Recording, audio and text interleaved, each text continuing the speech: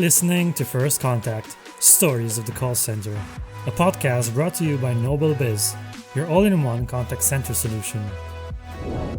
Every month, our host, Christian Montes, talks to tech leaders and entrepreneurs who found their way into the contact center industry.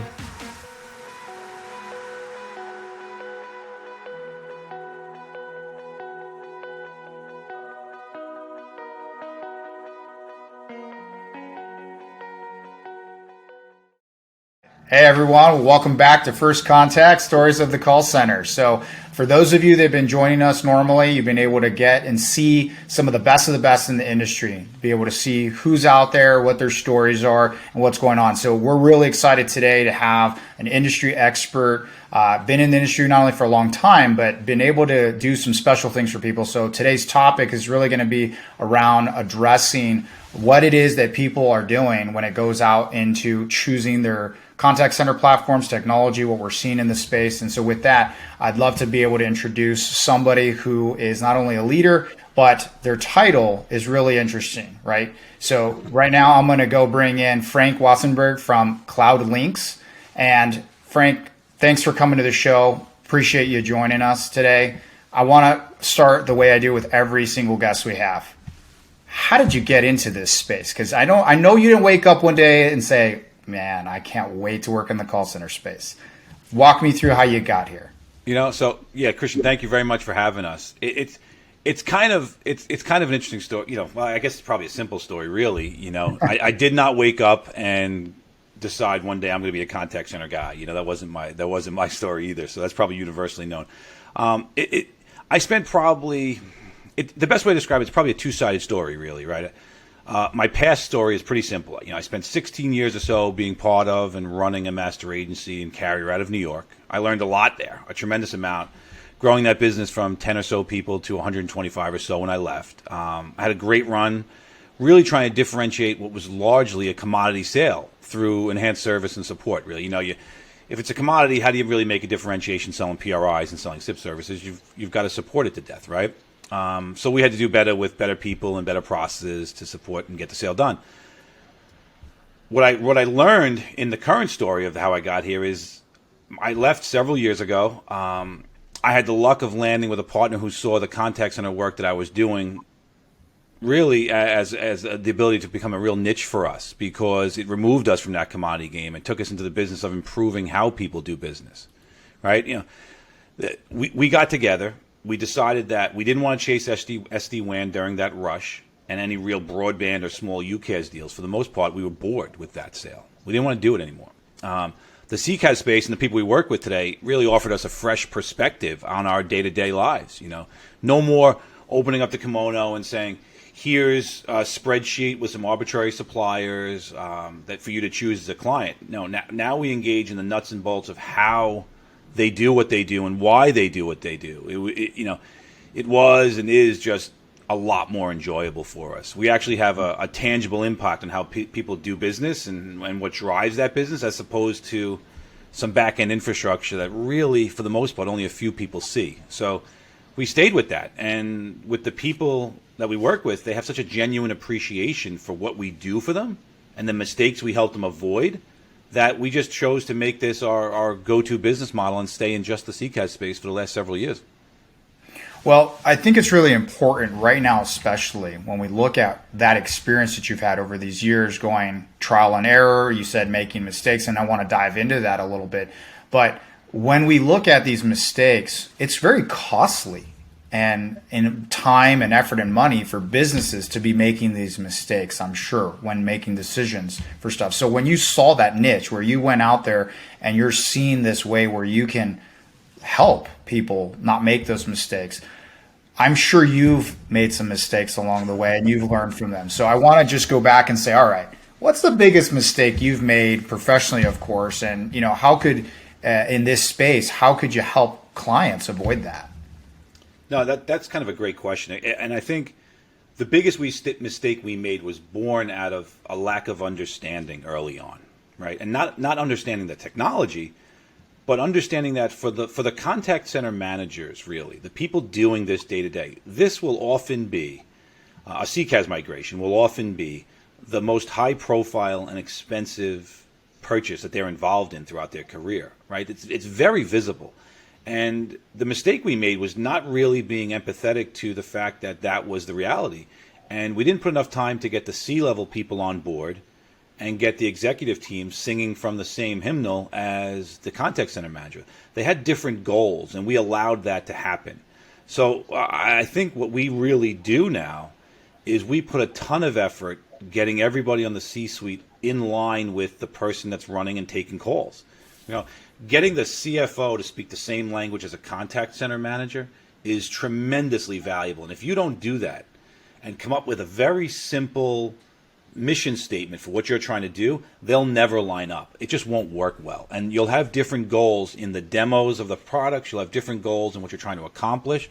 And we just put a ton of effort now making sure everyone's on that same page so that the CIO, the CTO, the CFO speak to the same language as a contact center manager, especially when those people never will take a call and manage a call with a client, so they don't know what the daily struggles are.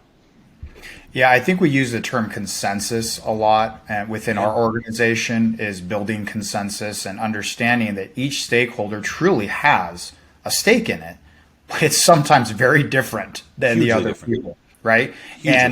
And that's interesting that you pull it that far back, that it's not the technology, it's not that what it does or doesn't do, it's not what are you doing today. It's understanding that there's a process and people involved in that organization, first and foremost, that will be the ones making the decision. And to go after that first, then it makes everything else more timely, less costly. You're not wasting stuff. You're not expending extra resources. And totally makes sense. We say it a lot on our end. So you being able to go in there with that expertise allows you to obviously give probably not only better outcomes, but you probably get a lot more buy-in. Absolutely. I mean, you look at what's happening right here, and if a CCaaS migration is going to work well, some people think, now I've got this huge toy that I can play with, and I can start asking for all this information. I can start building all these reports, and I can start doing all this stuff. And now they don't even know what questions they're asking because they have so much data in front of them to sift through, and they're asking the wrong questions. And then if you don't have that mission statement, think of something as simple as a demonstration of a supplier tool. Christian, how many demos have you run where afterwards you were like, that person only wanted to hear one thing, that's all they wanted to hear about, and they were thrilled, and I spent 3 hours doing the rest of it, and they didn't care about it, right? And unless you build the demo, nothing that like a magic section of a report is going to be built for you. It's not built for you, right? You need to understand how your business is run and what you're doing so that everybody's operating off the same page and trying to get the same goal. It's mission critical and avoids false starts, which are hugely expensive. Yeah, no, absolutely. So now let's kind of pivot a little bit for the fact that you also host a podcast, right? And in that podcast, the CX Experience, you had to have gained some insight, right?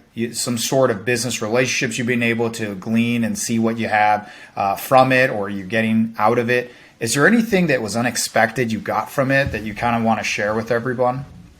The first one is it's actually a lot harder than it looks to do a podcast, because I don't know what you're talking about. I don't know what you're talking about, Frank. I don't know. Like, it is hard to do the technical elements of this thing, right? We put the questions in there on the screen. We try to get the audio right, and I think some of the technical elements were a nightmare to figure out because we're doing it in a work at home environment. But I think really the heart of your question is what we found was that there's just a ton of experience out there. There's a ton of knowledge out there. And the people that we bring on authors of books, we bring on CX leaders, we bring on customers of ours, and they're all willing to speak good and bad about the things that we do or we did for them in the customer example, with no other benefit to them other than just helping the industry rise as a whole, right? And I think that candor was something that we weren't expecting. We had a client on the other day, and she was super honest about the 4 or 5 things she did wrong and we did wrong together in her migration, because she was making a couple generations in leap of technology. And there was a couple things on her side that, she didn't understand the impact X, Y, and Z would have to a client, or she didn't understand why a client would have a problem with something that she feels is ubiquitous in the industry. So I think our biggest surprise was really just how open and honest people are willing to be for the benefit of everybody on a podcast. Yeah, and I think that's great that we have these avenues to be able to share those experiences, because not only does it save other people of having to go through those bad experiences, but no one is an expert at everything that you do and everything you use. So there's always going to be ways that it's not just a mistake. It's going, I didn't know that I could do that. I didn't know that I could empower people to do these things, or that I could create this level of experience. So I said earlier something about your title. And so I want to kind of go back to that. And I want to look at that a little deeper, because now we've talked about what you do a little bit. We've talked about your customers and your podcast and your experience, but your title's interesting. You have CCaaS Practice Leader and Managing Partner. So I'm sure you had a ton of titles throughout your history. You've seen a lot of titles. But from your side, kind of explain a little bit of what is behind the title and why is this important? Sure. So, one of the things, the title's probably part vanity and part function, right? And part, I need to put something on LinkedIn that makes sense, right? Hey, you know what, Christian? Give me 1 second. I have a phone that's ringing in the background. When the phone rings, you got to take it. I know. I had all my phones to off, but I'm in my house today, so it's the home phone. So I'll start over the question right now, so we can start over again. So I think the title is kind of part vanity and part function and part. I think you need to get something in LinkedIn that makes sense, right? So the vanity part, the managing director part, with the managing partner part, was really just, I'm an owner of a business now. We're a young business, and that was more just saying, hey, I'm an owner of a business. But the CCaaS practice leader part is really the more tangible thing that I talk about, because the way we broke up the business is all I do is contact center for the business, right? I don't spend time on broadband deals. I don't spend time on MPLS services or UCaaS. I spend time in contact center. I run and manage the procurement process for my clients. So I built the title of practice leader as one, to advertise that's all we do. Really, that's where our core focus is. 90% of our pie chart is built on contact center. My two partners, they assist in the carrier services elements that inevitably come about with a contact center migration. Understood. So, I think function is really important in role, and being able to understand what value you bring, or what you own and what you do all day long, the value you bring to the business. But let's kind of shift a little bit now to the overarching role that many people will box in and say sales, right? Well, Frank, you're in sales, right? Or Christian, you're in sales, because your role functions with selling somebody a service or something, right? But I think sales gets a bad rap because the perception behind sales is that someone is selling me something, and I'm not participating in this interaction. It's just happening to me, right? And that always has a negative feel when it's especially something that really doesn't add value to your day. So when we talk about sales and the roles you've had and the role you have today, and even the things that I experience, what is it that you see works really well when you go out and you interact with people for the first time, and it's not like, oh, you're just another sales guy coming in trying to sell me something, right? You're just trying to sell me, right? What is it that, obviously your title doesn't say sales. Obviously the connotation around being sold is never fun. So what is it that you're doing, the business is doing? I know you said that you're more consultative and you're learning from mistakes, but what is it that makes it so that you differentiate from being that salesperson? So I think you and I probably have, in that question, would probably have somewhat of a similar but different answer, because you are who you are with a supplier, and I am who I am with what should be a very agnostic sales approach. And my sale is not so much I have the better mousetrap. My sale is, this is going to be something that you're going to have to go and do. It's something you may not know what you don't know. It's something that you have to understand and digest a whole lot of people talking to you at once that all have really great solutions, and you're going to use outside expertise to come to an understanding, but it's still on your plate to do. So my sales process, and I think where the value for me comes in, is if someone says to me, Frank, who's your competition? My competition is the client going and just doing it alone, right? And what we bring to the table is we bring the ability for them to instantly catch up on experience that they just don't have, right? And I think that comfort level, and us being able to give them that comfort level that, hey, you're not in this alone. We will help you with the needs assessment. We will help you with the current state analysis. We will write the RFP, manage the RFP. Before you even talk to a vendor, you will know who best matches your technical and your usability requirements before you ever speak to them. Right? To me, if I can get people to understand that, then the whole financial model about how we work, how we get paid, and how we will stay involved and how we will not be involved is an easier process than, say, for example, like any old vendor who has to go sell them. Our pitch is very different in that regard. So I think it helps us, and I think it's hugely valuable for them to look at us and say, they're going to ride next to me this whole time. They're never going to leave. This project, and people will put their hand up and be like, Frank, we're 9 months to 18 months away from going live. How are you going to make money? Well, we invest the time in this, so we have clients that will go 18 months before we see a single check. And it takes a little bit of time to get some buy-in on that.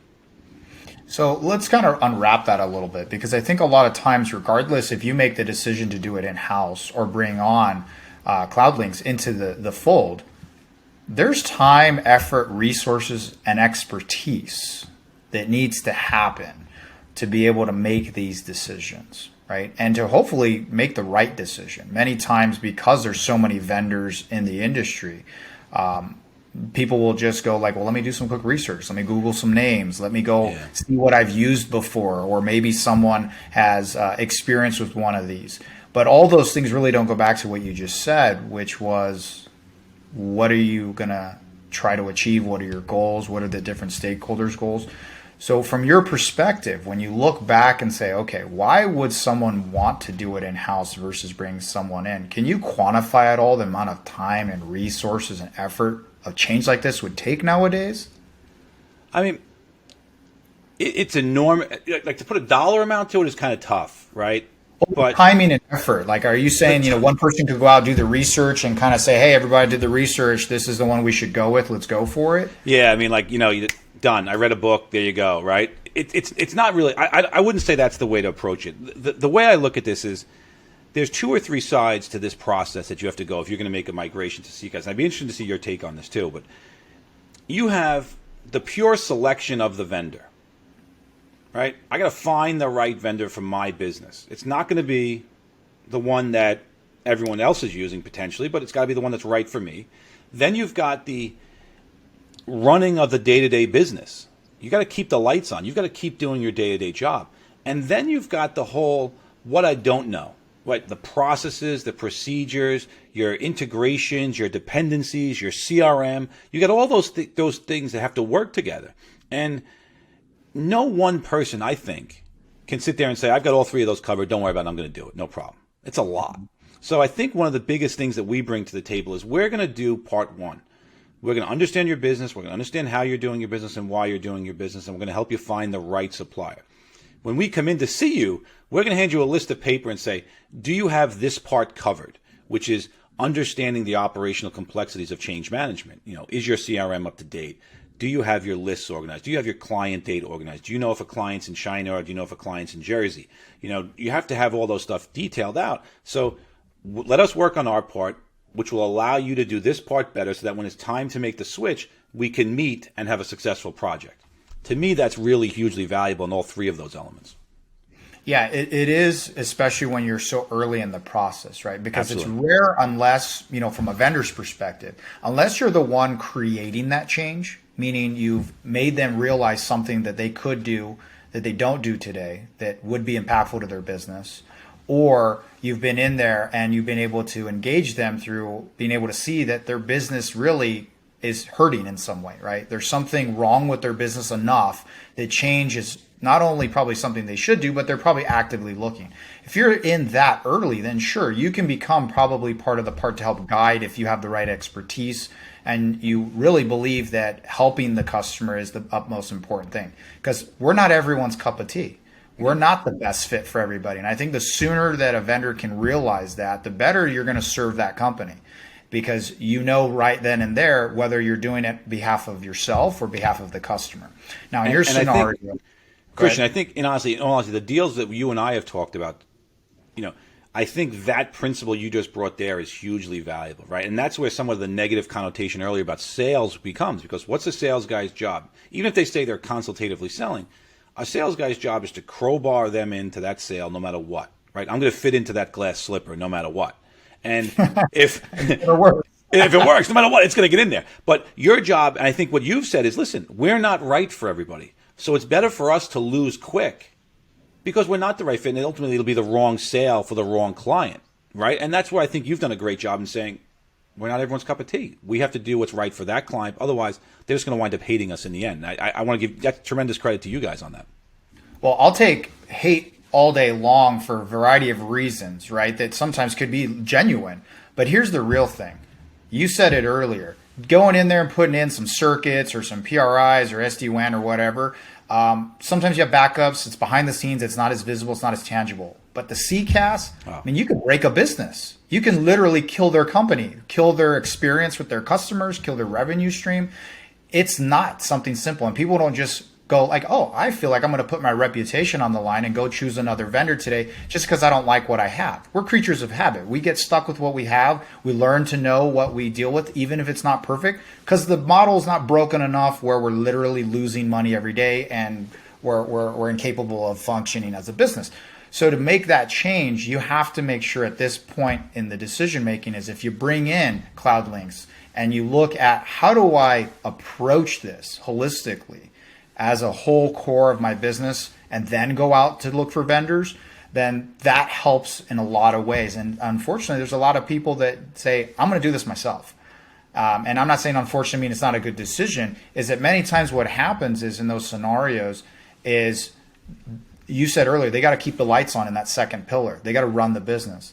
It takes a lot of time to properly vet internally what the business needs and what you're going to do. And that last pillar you said, you don't know what you don't know. I don't know how many people that you're going to run into that have done this 10, 15, 20 times, where they've vetted a lot of companies already. They've implemented a lot of companies. They've learned from those mistakes. They've seen with what went wrong, right? And those are costly, both in time, money, and the experience of your customers. So as we go through that part, right, and we hop out of the sales mode and we go, okay, well, this is our role. This is how we help people kind of thing. We also look at why is someone going to go through all this pain? Because I've never, ever, no matter what business says it, gone through a painless migration. There's always pain. You're learning something new. Something doesn't go right. Something wasn't scoped properly. I didn't know what I didn't know. Absolutely. So when you go back and you look at this, why would someone go through that? Why would they go from a premise system to a cloud system? Because I would have to say the large majority of the overall seats still have some form of premise system as part of what they're doing today. Yeah, I mean, why wouldn't they go through this? Why should they? Why should they? I mean, listen, there is, you're talking really then, you're talking about the benefits of CCaaS, right? Like, why would I go through this, right? I mean, the people don't go through it because they're afraid of the unknown. They're fearful of change. You know, there's very tangible human traits about, I don't want to lose my job, you know, especially during a pandemic.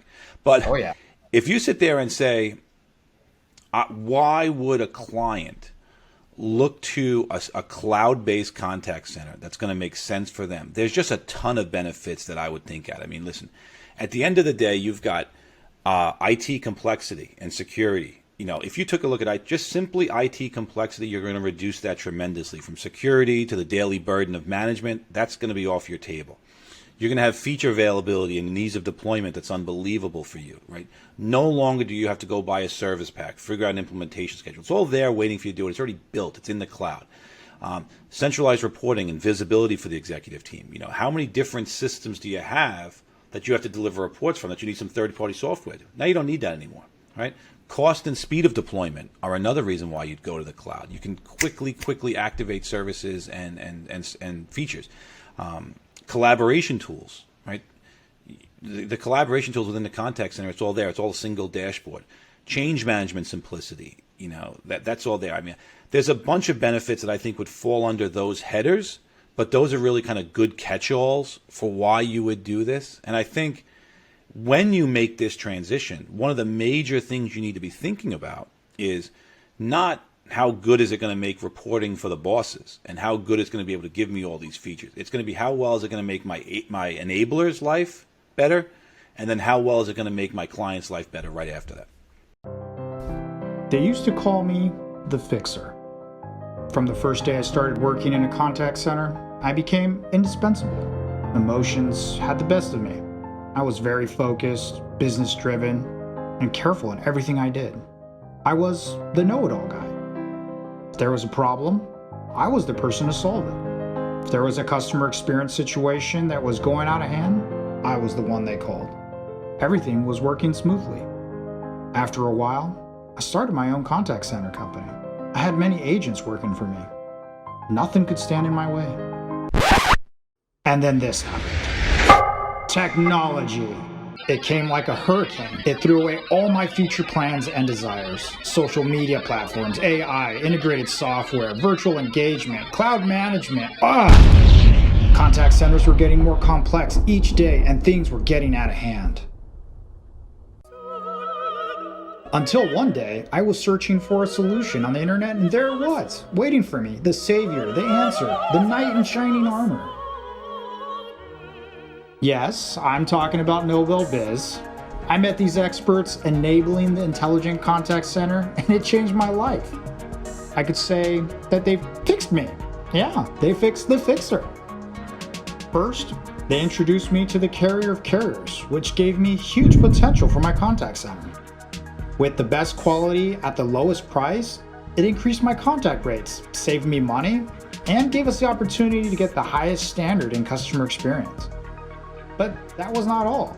They introduced me to amazing productivity tools that gave me and my contact center immense strength and adaptability. And then came the cherry on top, their omni-channel, Omni+ solution, which gave my contact center access to all communication channels in one system. It's so easy to install, and it really helped grow my business overnight. Nowadays, no one calls me the fixer anymore. I kind of miss it. Since the number of our clients has doubled, I don't really understand how I became slightly redundant. But on the other hand, I make some amazing coffee. So take your business to higher ground and start using NobelBiz. Go to NobelBiz.com and see why they're called the promise keepers of the industry. They should be called the promise fixers, but anyways.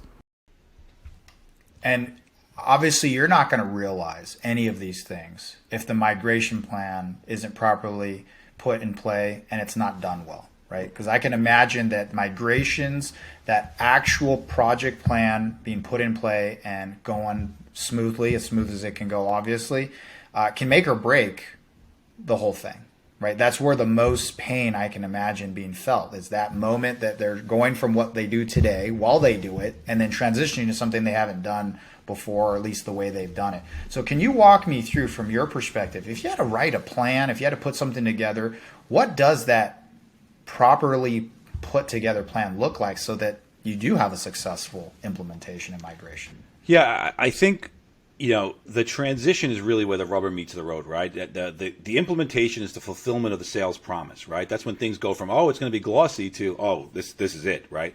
And no matter what you do, even when we do it, you can ask 500 questions, but it's the 501st and second question that gets you, right? You always got to ask these things because someone will bring something up. I didn't know that, or we didn't find that out. But if I had to say the things that would be, or the steps that I would look at, there's probably 5 or 6 steps that I would look at, right? Get your CRM working the way you want it, right? You have to make sure that that's clean. Get your processes, the integrations required, all those dependencies, get them mapped out. Let's know what they are down to a T. Build a simple mission statement from where all other processes and decisions will come from, right? That I can't stress that enough, how important that is. Make a shift with the agent in mind. And we call them enablers because they're really the tip of the spear of your organization. They're the ones enabling your mission statement. Yep. Make their life easier, and then the client's life will be simpler, right? Have that philosophy in place. Choose a vendor that meets your needs, not the one that any sort of magic zone is going to tell you that's the right one for you. More often than not, the person that wins the technical capabilities doesn't win the deal because of usability functionalities for your agent, right? That's a huge difference there. And don't try to boil the ocean at once, right? Let's get simple steps and consumable change. Let's make sure that that's at the forefront, because if you don't do those things well, you're going to have cost overrun, you're going to have a lack of confidence, you're going to lose your prestige in the organization, you're going to have poor results. So if you look at those 5 or 6 steps that I said, I think those are the blueprint that everything else will come from. Yeah, when we find implementations that go successfully, some of the things that we look at and we see that adds to what you're saying, and it may actually be fully encompassed, is a lot of times there's assumptions that things work a certain way.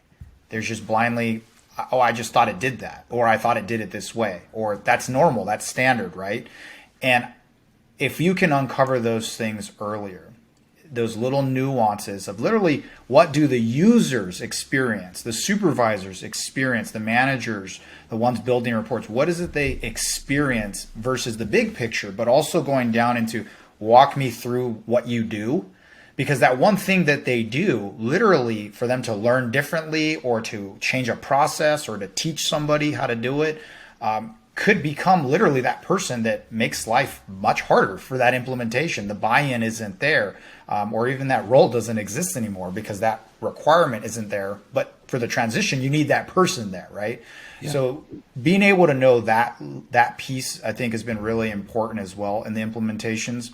And then also on top of that, when we look at the implementations, I think your point around boiling the ocean is such a great analogy, because a lot of times you're surviving today, unless the only reason you're not moving is because like you're failing miserably or your system is literally collapsing regularly and you can't function. Unless that's the driver, your business is working today, right? So being able to at minimum do as much or a little bit more than what you're doing today isn't going to like kill you. You don't have to put every feature, every function possible, because you may not have a lot of people in-house that are experts at implementing that feature functionality, measuring to it, and managing it accordingly. Because if they're not used to doing email, SMS, or other omni-channel stuff, they may still treat it like many people do today. They're all siloed off, they're all reported separately, they have different teams that are being managed, and they're not cross-trained, and it doesn't give a better experience anyways. So I think those are some things that I'm sure you're doing that are enveloped in those 5 or 6 pillars that are critical to that. I agree.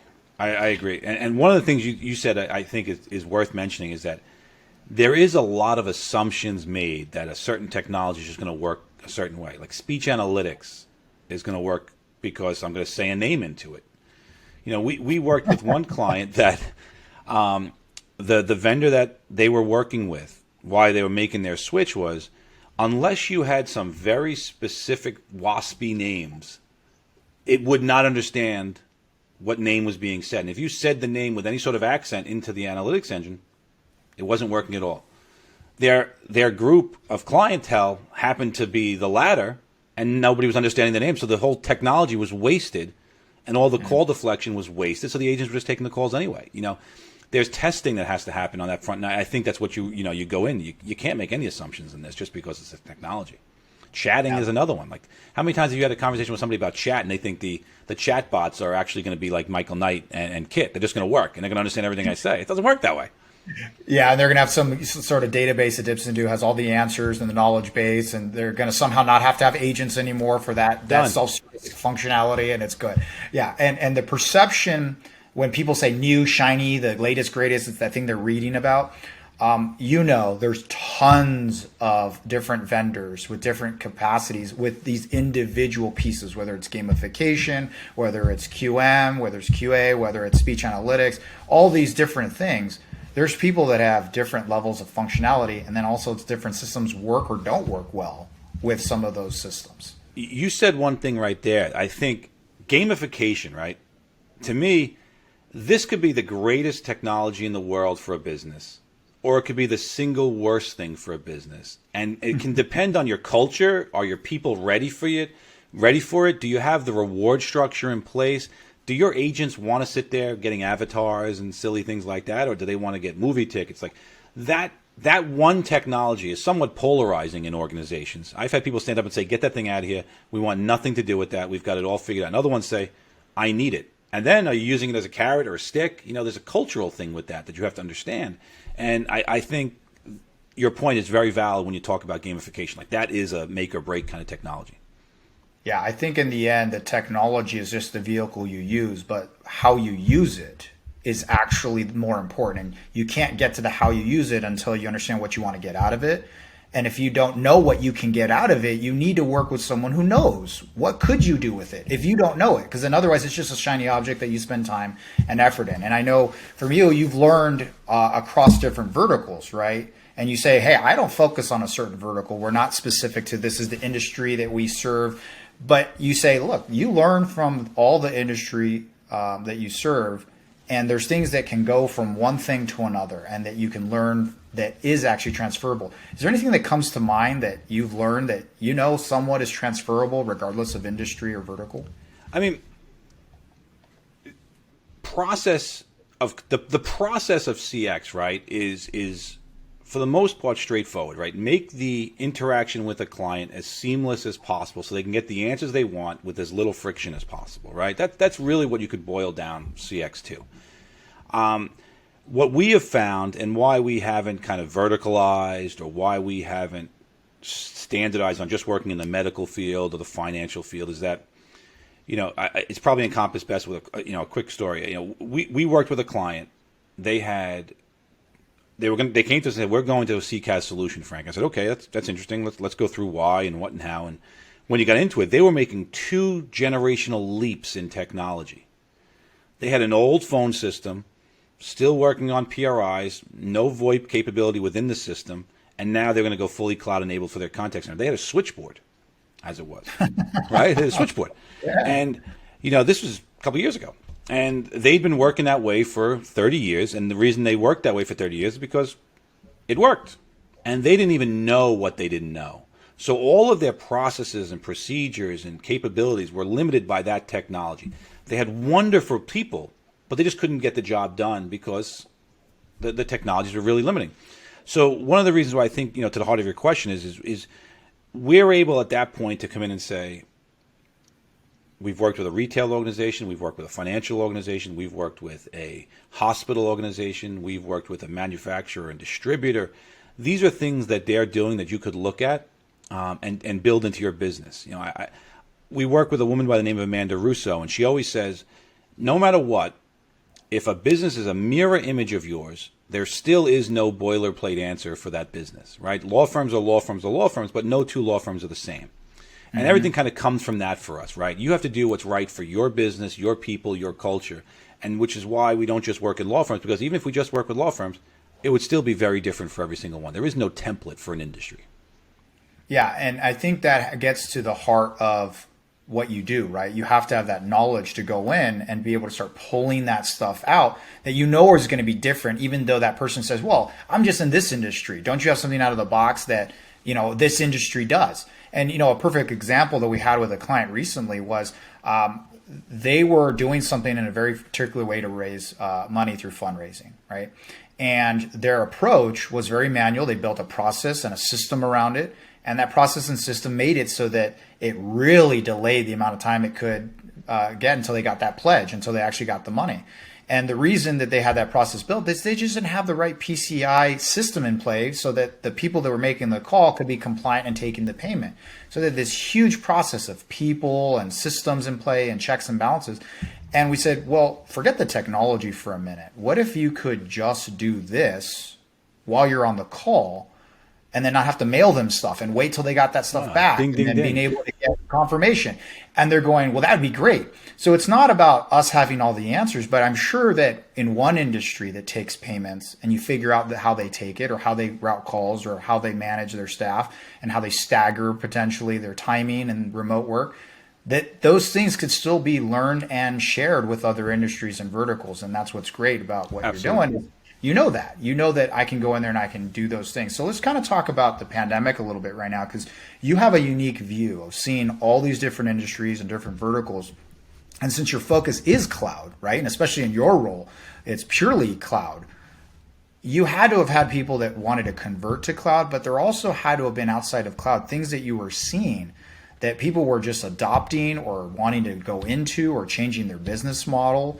Anything you want to share, things that you saw that were surprising or like, wow, people really just did this or made that adoption or quickly made these changes outside of the obvious of I have to get agents remotely working, which was like you didn't have a choice. Yeah, I mean, there's some struggle. I'm sure you probably saw as much, if not more, than we did. But I mean, I think the pandemic was interesting in that it opened up a lot of it opened up Pandora's box for a lot of people, right?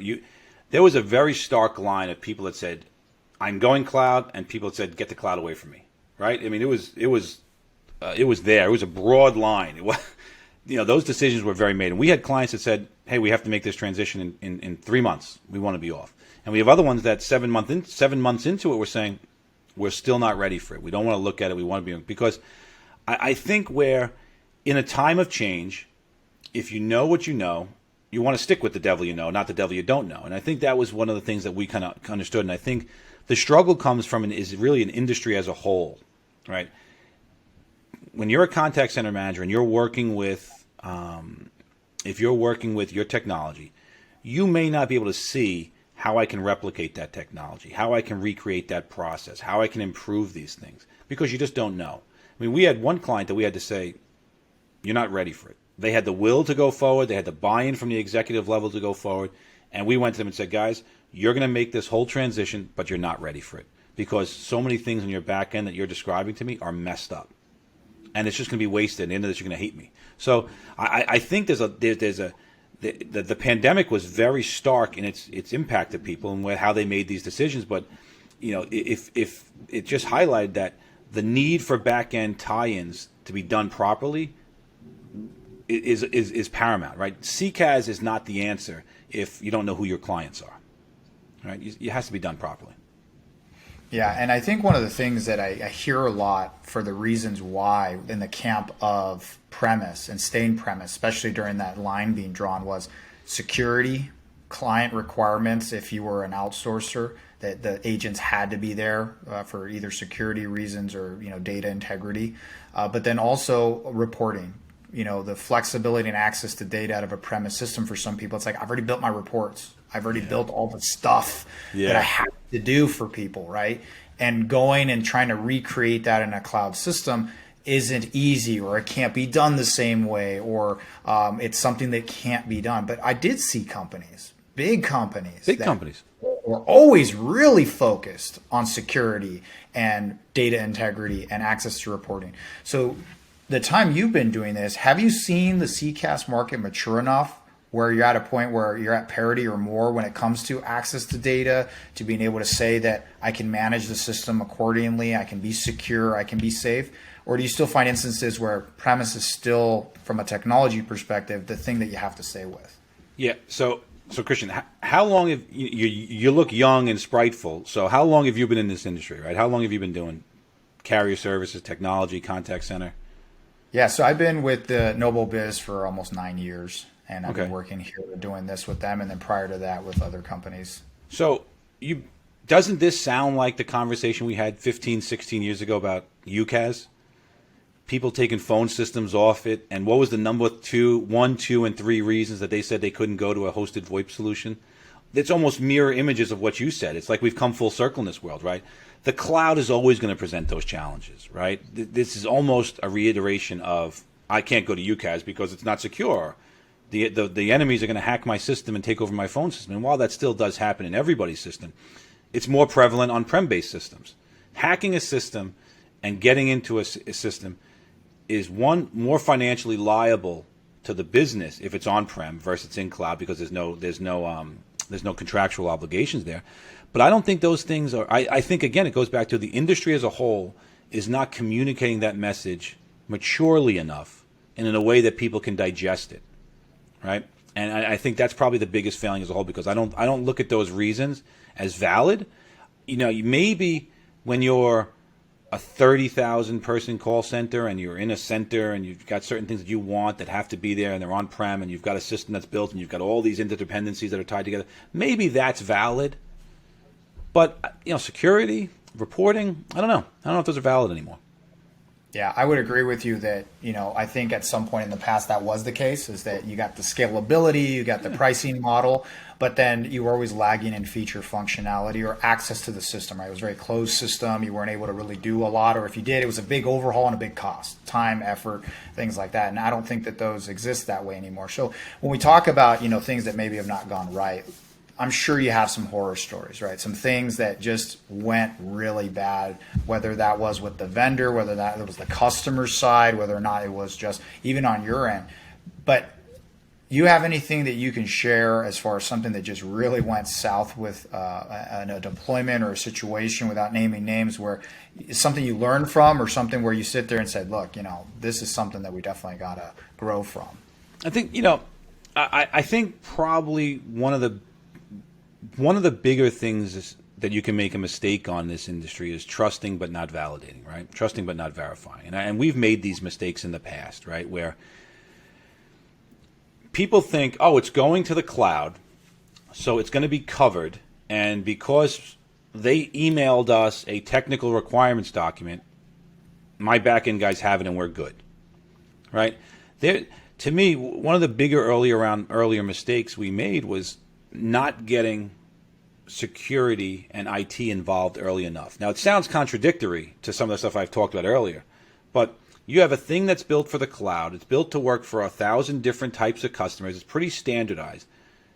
The fly in the ointment is always that individual client LAN, that individual client network, their security posture. So we put a lot of effort to avoiding mistakes where if the security team and the IT team need to be brought in and they say they did it, we verify that they did it. We do testing, we do procedural management, we do a lot of work to make sure that those little nuances are there, because we had one client that came to us, and after 7 weeks of poor call quality, I did every single thing under the sun to check that this thing was being done right, to the point where I paid for my own guy to go onto the client site and check their firewalls. And the day before he was scheduled to go on site, the IT guy stood up and said, we did some checking, it's working, check this. And everything worked. And everything worked. I couldn't believe it. I was in awe. And what happened was something as stupid as SIP ALG just wasn't turned off.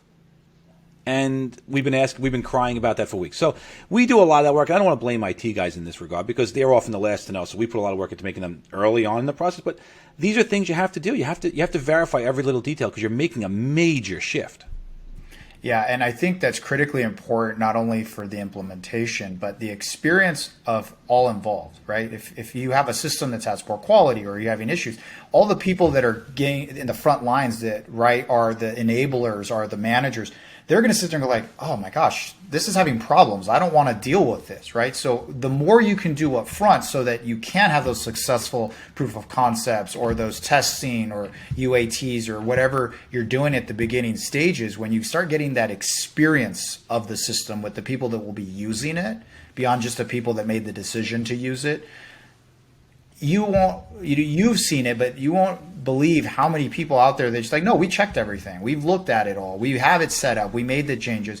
And the two most common things we find is, one, the person that's managing the system is used to the system they're using, but they're not used to using it in a different configuration, meaning they're not really comfortable because it wasn't required. So they don't always have the knowledge at that time, or to even think about looking for those things when they bring in this other thing that they didn't really know how it was going to work with it or interact with it. So we find that often where they kind of do some research, it wastes time, and we want to do that up front so we can not have to check that box after everyone gets a poor experience, right? The other part ends up being is that the system in of itself, they just assumed it was going to work a certain way. And it should just work that way, right? So they don't actually go in and verify, like you said, what happens. And then again, you run in those scenarios, which is never fun. They're painful, now, man. Yeah, well, I can't imagine for everyone involved, other than the things I've seen and the things I hear, that companies go through when they don't have the right things in play and the right people. We always go back to buy-in. If everyone doesn't know their part, when it gets to that piece, it's easy to drop the baton or fumble it. Absolutely. That can be the race. Absolutely. And that's why UAT is so critical. I mean, you mentioned UAT, but it's almost passing. But UAT is so important, and having so many people involved that it becomes a negotiation point that you have to have with the vendor. You have to negotiate in a certain level of UAT so that you can do it. And you got to remember that those vendors have teams of people that have to work with you that cost them money too. So you got to be able to do this and be efficient with this time so that they're not losing money, and it winds up being an abbreviated process. Absolutely. So let's kind of shift now that we're getting to the end of the time for today around some things about you, right? So I know you're from New York, and I know that New York obviously has had a different experience when it comes to COVID, from opening up now to being more closed, and you've kind of been in the heart of it. Do you got any insight into kind of how that experience was and what it's going on now? I think, yes, I'm from New York. If you couldn't tell from my accent, right, which I've tried very hard to get rid of, but I failed. We were sitting here during the early days of this pandemic when you're sitting there watching news and 2,000 people are dying a day, and you're kind of like, this is insanity. And now you're trying to open up, and to me, this is the most critical time, right? Obviously, when people are dying, it's terrifying and it's scared, but you're almost ready for it because they told you it was going to be that way. Now you're opening up, and you've got a whole different cup of tea that you're thinking about. You've got people who are and who are not vaccinated. You've got a city that, for the most part, has been through one of the most crazy transitions in its life, from protests to homelessness to businesses shuttering to people that just don't want to go into the city to the deli that you went to for 20 years not being around. And now you're going to say, let's open this up, and everyone come back into the city. Right, so it's somewhat scary, and I think you've got to get events going. You've got to get not just the guy who runs the events. You got to get the guy who runs the businesses and the mayor and the governor on the same page, and then you got to get that poor person who's been working out of their house in a t-shirt and shorts for 6 months, for however 18 months now, to want to get back on the Long Island Railroad, which is in their mind a disease-filled drain. They don't want to go on it because they've been so clean lately. I didn't even have a cold this year, Christian. I think a lot of people could say that, including me. So it's like, I don't know if I want. I used to cram onto the Long Island Railroad with 100 people in a car and the person next to me sneezing for 20 minutes. And like, you didn't think anything of it because you're like, oh, it's the winter, I'm going to get sick. This is the process. But now I didn't get sick the whole year. So to me, opening up is scary. It's opening up is needs to be managed properly. And I think for contact centers in particular, you've got to be empathetic to those people. And very early on in the pandemic, we called this the world's largest case study in work-at-home efficiency, right?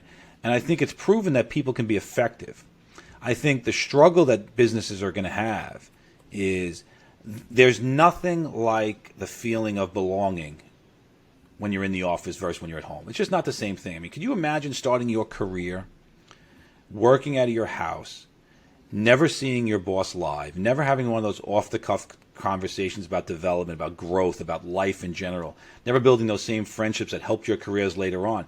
It's very scary for people, and I think they need to open up. And I'm a big fan of getting people back into the office, even with cloud technology, because I think it's better for everybody when we get back to what was kind of normal.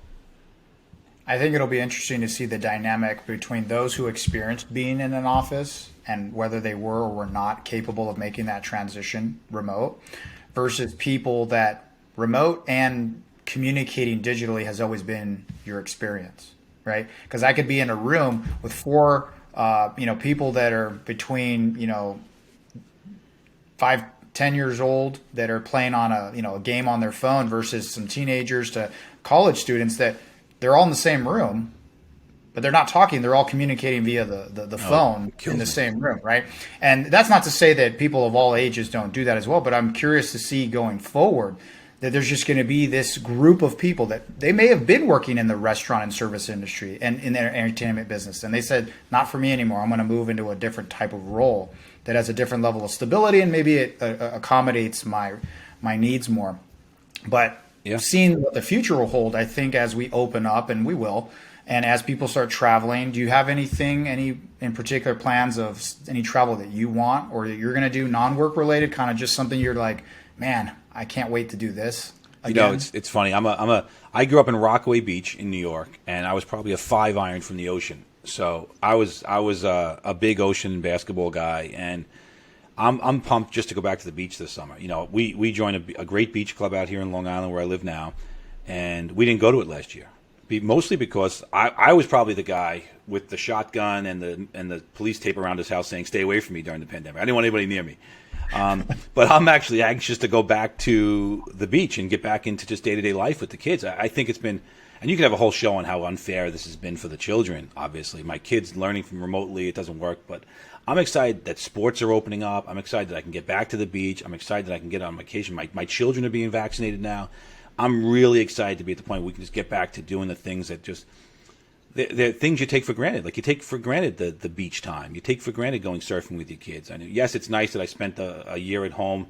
I redid my kitchen. I redid my floors. I redid my gardening. That's all great. But, you know, that's different than going onto the beach and surfing with your kids, you know. So I'm really looking forward to that element of it. And then business-wise, awesome. I don't know. Are you going to trade shows? Are you getting back to the trade shows this year? I think I am. We've got a bunch of time that we're going to go to the trade shows at. Yeah, I think my first one is actually in June. And then throughout the rest of the year, there are some that are going to be up. Some are more smaller, intimate type environments, and some obviously are going to be a little bit bigger. So we'll see, you know, for those of us that are fully vaccinated and we're in situations where we can still socially distance and, you know, interact, it'll be interesting to see because it's been a while since I've been to an event and seen people in person in that way. So you may forget how to interact, you know. You're going to walk up, start shaking hands, and we're going to be grabbing people by the head. That's not the way you do this. And that awkwardness of, do you shake hands now? Do you fist bump? Like, what do you do now? You see, I was like, oh my God. You're like, hey, you. Yeah, you. I know you. I drink, but stay over there. Yeah, exactly. Well, Frank, it's always a pleasure to talk with you. I love the discussion. I'm hoping everybody who's watching that loved it as well. Now, obviously, there's people that said, Frank, I want to talk to you again. I want to talk to your business. How do they get a hold of you? So the best ways to find us is collaboration at cloudlinx.com. That's our email address. We have a website at cloudlinx.com and LinkedIn. You can get a hold of us. I don't want to give my number and stuff on the podcast, but I mean, that would be the ultimate in cheesiness of me. But, you know, getting a hold of us through cloudlinx.com is the best way, really. And if you're going to any of the big trade shows, we'll definitely be there. We have a good presence at those, and we're looking forward to that. Awesome. Well, you heard it, everyone. You better go onto the social media aspect of connecting with them on LinkedIn, their website, and obviously you can send them an email. So for everyone who listens to us and has these great interactions, we'll be back next month. So thanks for tuning in. Until then, stay safe. Thanks, man. Good talking to you.